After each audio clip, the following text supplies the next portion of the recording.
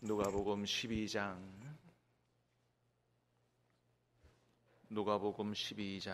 1절로 12절까지 말씀을 받겠습니다. 누가복음 12장 1절로 12절까지입니다.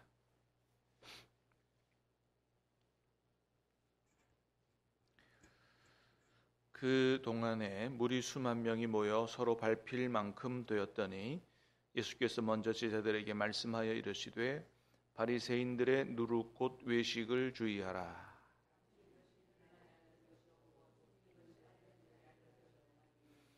이러므로 너희가 어두운 데서 말한 모든 것이 광명한 데서 들리고 너희가 골방에서 귀에 대고 말한 것이 지붕 위에서 전파되리라.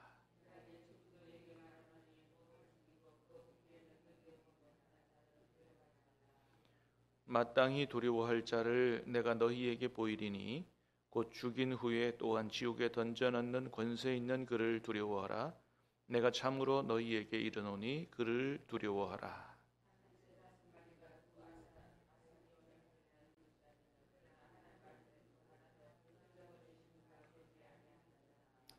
너희에게는 심지어 머리털까지도 다 세신 바 되었나니 두려워하지 말라. 너희는 많은 참새보다 더 귀하니라.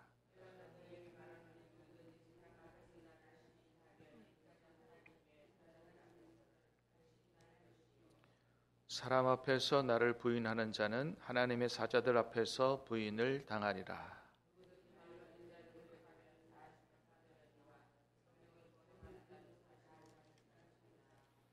사람이 너희를 회당이나 위정자나 권세 있는 자 앞에 끌고 가거든 어떻게 무엇으로 대답하며 무엇으로 말할까 염려하지 말라. 마땅히 할 말을 성령이 곧 그때 너희에게 가르치시리라 하시니라. 아멘. 자, 오늘 말씀은 예수님께서 이 땅에 계실 때 제자들에게 두 가지 가르쳐 주신 본문인데, 하나는 바리새인의 위선을 외식을 주의하라. 또 하나는 세상 권세를 두려워하지 말고 오직 하나님만 두려워하라. 그런 말씀을 주시는 것을 볼 수가 있습니다. 자, 1절 말씀을 한번 다시 보겠습니다. 1절 시작. 그동안 무리 수만 명이 모여 서로 밟힐 만큼 되었더니 예수께서 먼저 제자들에게 말씀하여 이르시되 바리새인들의 누룩 곧 외식을 주의하라. 자, 바리새인들의 누룩 곧 외식을 주의하라.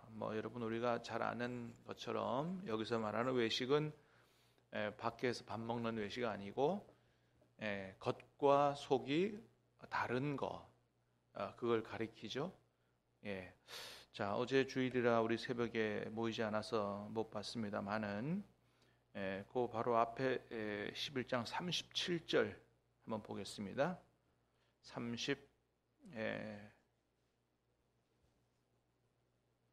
37절부터 39절까지 시작. 예수께서 말씀하실 때에 한 바리새인이 자기와 함께 점심 잡수시기를 청함으로 들어가 앉으셨더니 잡수시기 전에 손 씻지 아니하심을 그 바리새인이 보고 이상히 여기는지라. 주께서 이르시되 너희 바리새인은 지금 잔과 대접의 겉은 깨끗이 하나 너희 속에는 탐욕과 악독이 가득하도다. 자, 이런 것을 가리켜서 말씀하시는 거죠. 이스라엘 사람들이 밥 먹기 전에 손 씻는 거 이거 너무나 당연하게 해오던 일인데, 그래서 바리새인이 예수님과 함께 식사를 하실 때 예수님이 손 씻지 않으시고 드시는 걸 보면서 이상히 여겼다. 왜 어떻게 저러지? 예수님이 그 생각을 하시고 뭐라 그러셨다고요? 너희 바리새인들은 지금 잠과 대접의 겉은 깨끗이 하나 너희 속에는 탐욕과 악독이 가득하도다. 하여튼 겉으로는 뭔가 깨끗하게 하려고 굉장히 애를 쓰고 하지만 바리새인들의 속은 탐욕과 악독이 가득하다. 이렇게 겉과 속이, 겉으로는 정결케 하고 깨끗하게 하고 뭔가 바르게 하려고 하는 것 같고, 그렇지만 그 속은 마음은 탐욕과 악독이 가득한, 이거는 하나님께서 기뻐하시지 않은 외식하는 것이다. 예. 그래서 중요한 것은 겉을 깨끗이 하는 것도 뭐 중요하겠지만 더 중요한 것은 어디가 깨끗한 거라고요? 속이 깨끗한 것이 훨씬 더 중요하다. 왜 그래요? 하나님은 겉을 보시지 않고 어디를 보시는 분이기 때문에, 중심을 보시는 분이기 때문에. 예. 그러므로 사랑하는 여러분, 저와 여러분들의 외모보다도 더 우리 안이, 마음이, 속이 하나님 앞에서 더 정결하고 정직하게 되기를 주님의 이름으로 축복합니다. 그래서 겉만 깨끗하게 하려고 하면 절대 안 된다. 말하는 거와 삶이 전혀 다르면 안 된다. 하나님은 중심을 보시는 분이기 때문이다. 특별히 2절 3절 보겠습니다. 12장 2절 3절 시작.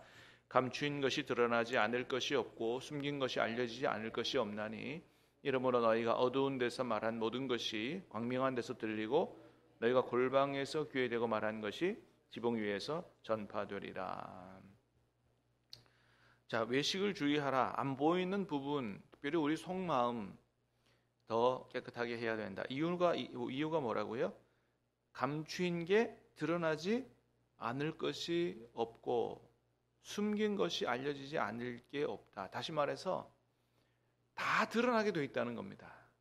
마지막 날에는 하나님 앞에서 어떻게 해요? 다 드러나게 된다는 거예요. 어두운 데서 몰래 말한 게 다 밝혀지고 골방에서 다른 사람 못 듣게 귀에 대고 말한 거 다 밝혀질 때가 온다라고 하는 거죠.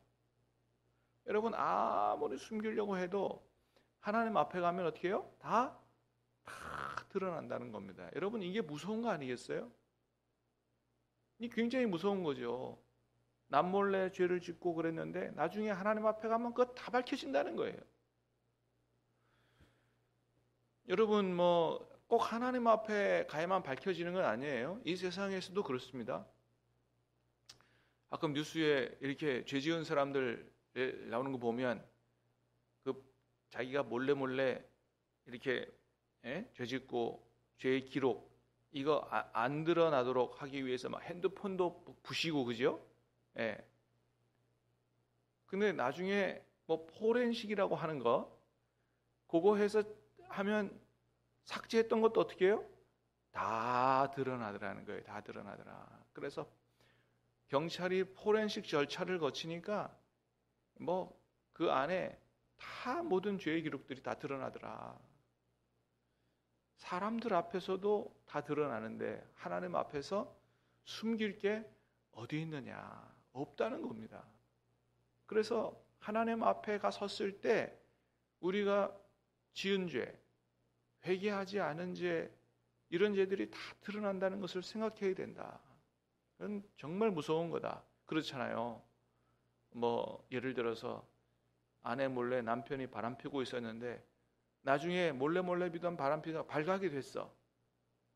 사람들 앞에, 가족 앞에, 자녀들 앞에 그게 다 드러났어요. 얼마나 창피하고 얼마나 두려운 일입니까? 하나님 앞에 가면 다 드러난다. 그래서 예수님 말씀하시기를 겉을 깨끗이 하는 것보다 뭐예요?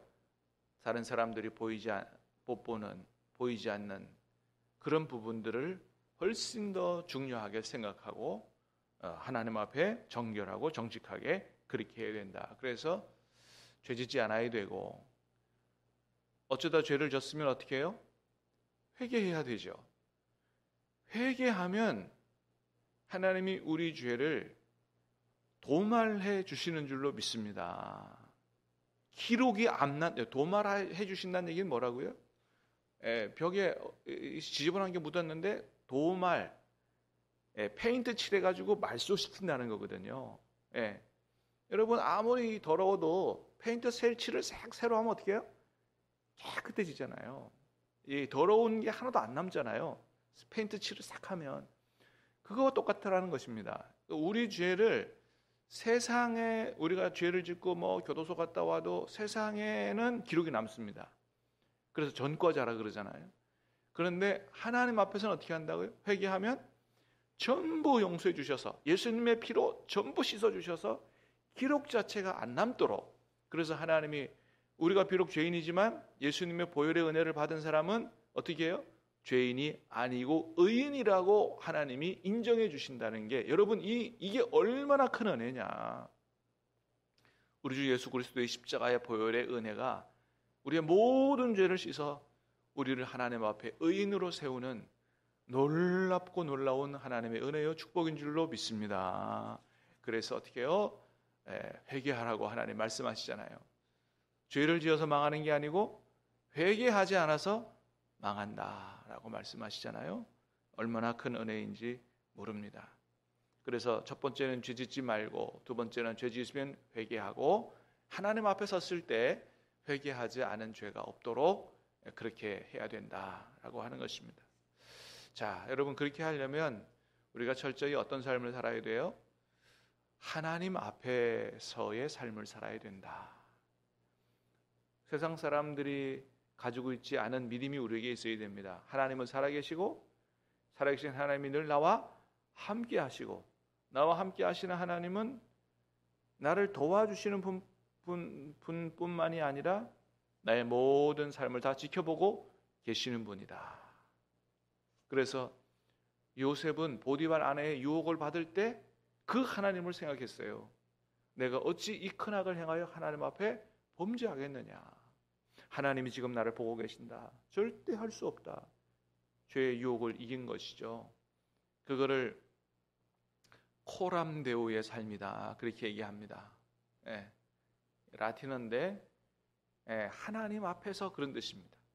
하나님 앞에서 늘 내가 살아간다는 믿음을 가지고 살아갈 때 우리가 죄의 유혹을 이기고 요셉처럼 승리하고 하나님 앞에 우리의 마음조차 정결한 그런 삶을 살아갈 수 있다. 오늘 말씀 우리에게 생명과 같은 말씀인데, 모든 감추인 것이 드러나지 않을 게 없다는 사실을 기억하고 이번 한 주간도 하나님 앞에서 살아갈 수 있기를 주님의 이름으로 축복합니다. 오늘 말씀을 통해서 주시는 교훈 첫 번째가 그거고, 두 번째는 오직 하나님만 두려워하라 말씀하십니다. 4절 5절 시작. 내가 내 친구 너희에게 말하노니 몸을 죽이고 그 후에는 능히 더 못하는 자들을 두려워하지 말라. 마땅히 두려워할 자를 내가 너희에게 보이리니 그 죽인 후에 또한 지옥의 권세를 두려워하라. 그를 두려워하라. 한마디로 말하면 누구를 두려워하라는 거예요? 하나님 두려워하라. 세상 권세에 있는 자들, 쉽게 말하면 우리를 감옥에 넣거나 우리를 죽일 수 있는 권세를 가진 세상 권세 두려워하지 말고, 죽인 이후에 지옥에 던져 넣을 수 있는 영원한 멸망을 줄 수 있는 하나님을 두려워해야 된다. 진짜 참으로 두려워해야 될 분은 바로 그 하나님이시다라고 하는 것이죠. 여러분, 당시에는 예수님 믿는다고 하면 목숨을 걸어야 되는 그런 시대였습니다. 목숨을 걸어야 되는, 잘못하면 붙잡혀 갈 수 있고, 예수님이 나의 구세주라고 하면 잘못하면 죽을 수 있는 그런 시대였습니다. 로마가 이스라엘을 지배하고 있던 시대였고, 로마의 황제 숭배 강요하던 시대였기 때문에, 오직 로마 황제가 하나님의 아들이고 로마 황제가 나의 주다, 이런 시대였기 때문에 예수가 나의 주다, 로마 황제가 내 주가 아니고 예수가 내 주다, 그럼 황제 숭배를 거부하고 얼마든지 불이익을 당하고 잡혀가서 감옥에 갇히고 얼마든지 사자밥이 되고 얼마든지 화형을 당하고 얼마든지 죽을 수 있는, 그래서 그 당시 크리스찬들이 수많은 사람들이 죽어갔습니다. 그런데 예수님이 그런 상황 속에서 말씀하시는 거예요. 너희를 잡아다 감옥에 가두고 사형에 처할 수 있는 그런 권세를 가진 세상 권세 두려워하지 마라. 그들이 할 수 있는 것은 그것뿐이다는 거예요. 그것뿐이다. 자, 그러나 살기 위해서 하나님을 부인하고 예수님을 거부하고 하면 하나님은 어떻게 하시는 분이라고요? 지옥의 영원한 멸망의 지옥에 쳐넣을 수 있는 그런 참으로 두려운 하나님이시다. 자, 그러나 예수님을 시인한다고 그래서 다 순교당하는 건 아니다. 그런 말씀하세요. 자, 5절 말씀, 6절 7절입니다. 6절 7절 시작. 참새 5마리가 두 아사리온에 팔리는 것이 아니냐. 그러나 하나님 앞에서는 그 하나도 잊어버리시는 바 되지 아니하는도다.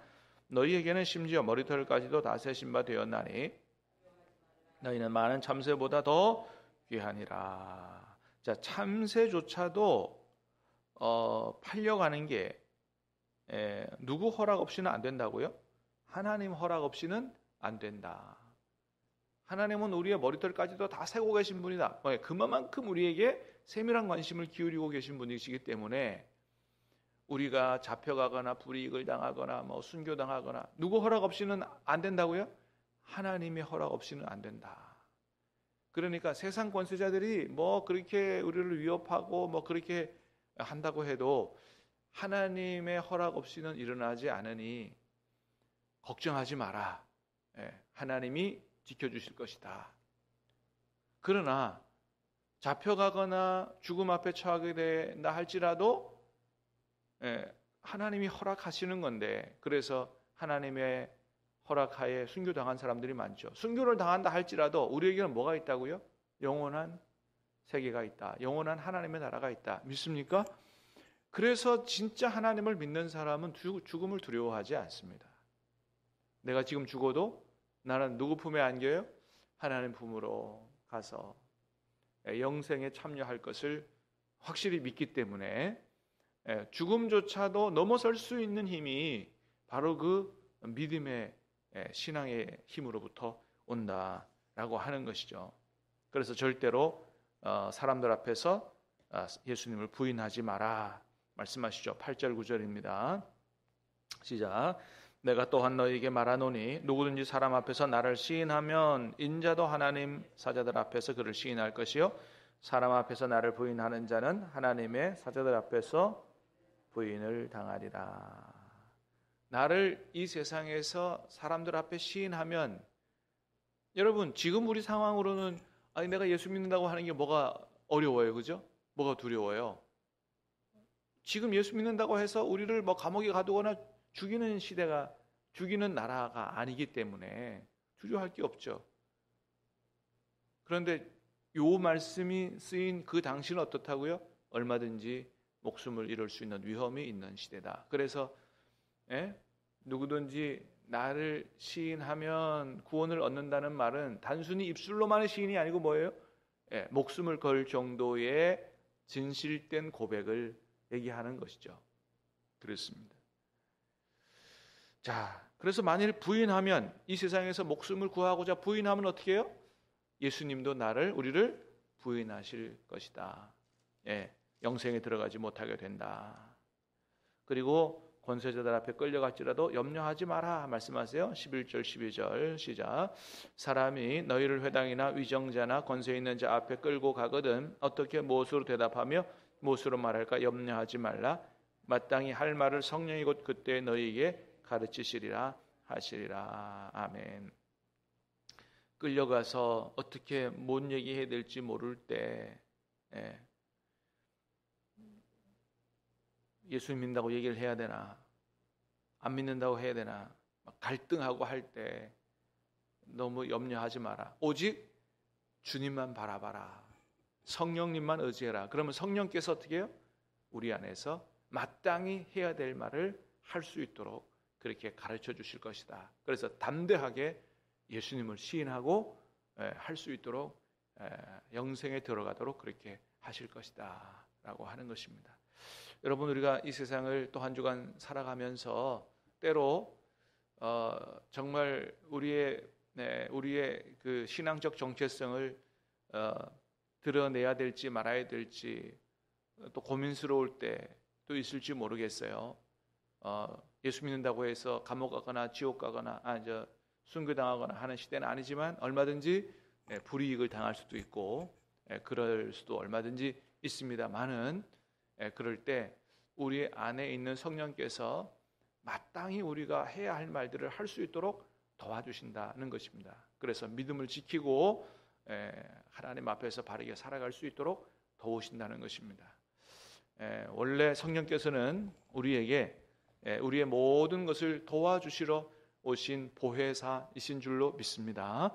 또 한 주간 세상에 사시면서 우리와 함께 계시는 성령님 의지하고 바라보고 동행하심으로 성령의 도우심을 따라 믿음을 지키고 또 성령의 도우심을 체험하고 복되게 승리하며 사는 한 주간 되시기를 예수님 이름으로 축복합니다. 기도하겠습니다. 하나님